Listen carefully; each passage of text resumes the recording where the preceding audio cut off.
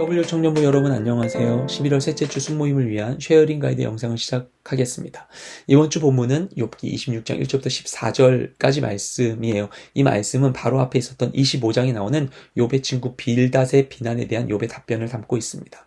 빌닷이 했던 이야기는 매우 단순한 얘기였어요. 하나님께 주권이 있다. 그러기 때문에 너에게 일어난 이 모든 일은 하나님의 판단에 의한 합당한 이런 심판인 것이고 네가 잘못한 게 맞다라는 이야기를 하는 것이죠. 빌닷은 가만 보면 진리를 말하는 것 같아요. 맞는 말을 하잖아요. 하나님께 주권이 있죠. 근데 이 진리를 가지고 빌닷은 욥을 격려하거나 위로하고 힘을 주는 게 아니라 욥을 비난하고 판단하고 그에게 고통을 가중시키고 있었습니다. 이 진리를 가지고 있는데 진리를 어떻게 사용할 수 있는가에 대한 것을 이 빌닷을 통해 그에 대해서 반박하는 욥을 통해서 우리가 알 수 있게 되는 그런 대목인 것이죠. 욥은 빌닷에게 이야기합니다. 너 지금 나를 가르치고 있는데 너 지금 무슨 얘기하고 있는지 알아? 너 이거 누구 들으라고 하는 얘기야? 너 나에 대해서 지금 알고 있어? 너 하는 얘기를 들어보니 너 무슨 영을 받아서 이야기하는 거야? 이런 식으로 얘기하고 있어요. 빌닷이 하는 말이 욥에게 아무런 도움이 되고 있지 않다고 이야기하고 있는 것입니다. 우리는 누군가의 이야기, 어떤 고통에 대해서 어려움에 대해서 이야기를 들으면 빨리 이것을 판단하고서 막 조언하고 싶은 마음들이 들 때가 있습니다.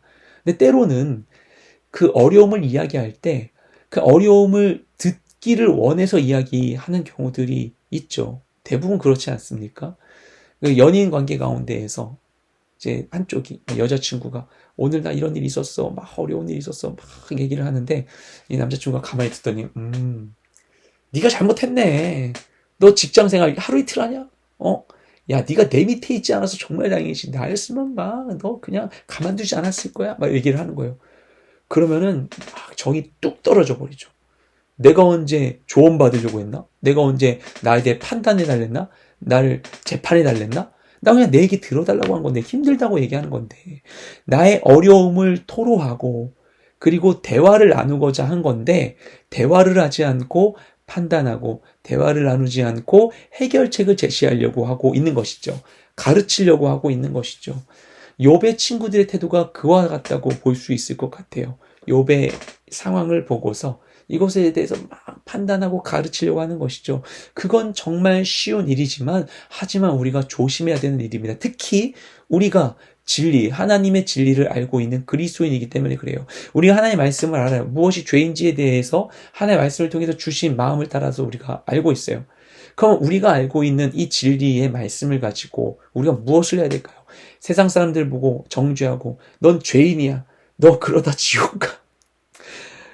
이렇게 사람들을 막 정죄하고 판단하고 비난하는 것을 위하여서 이 진리를 사용해야 될까요? 그러지 않겠죠.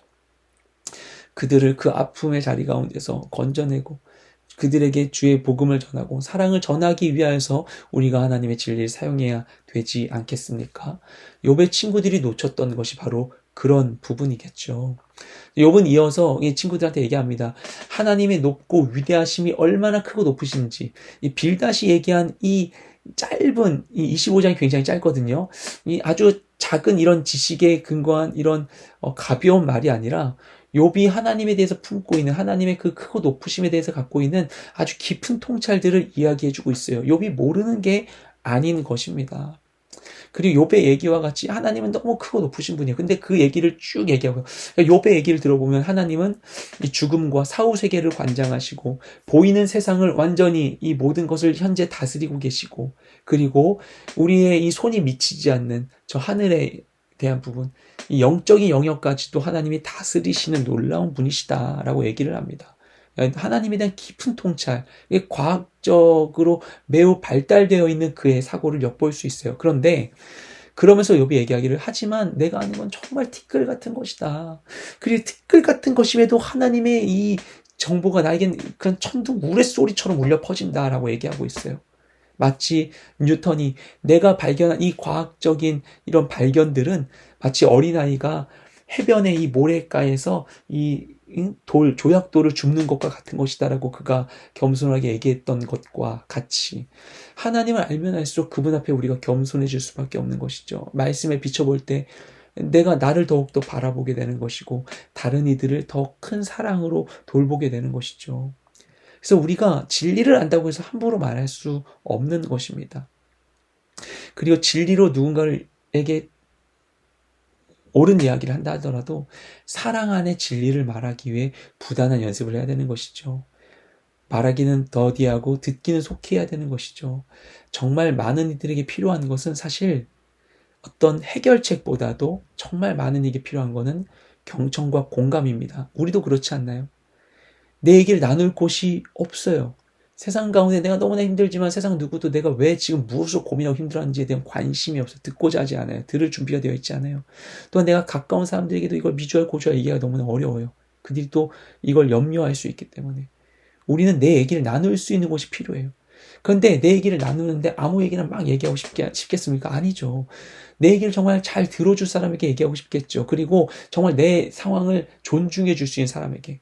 정말 안전한 공간, 안전한 공동체 가운데 나누고 싶지 않겠습니까? 내가 이야기를 했는데 그것을 막 판단하고 있다면 더 이상 얘기하고 싶지 않을 거예요. 우리는 그런 도움을 필요합니다. 그리고 우리와 함께하는 자들이 그런 도움을 필요로 합니다. 우리 순모임에 함께하는 순원들, 함께하는 믿음의 동역자들이 그렇고요. 가까이 있는 이들이 마찬가지입니다.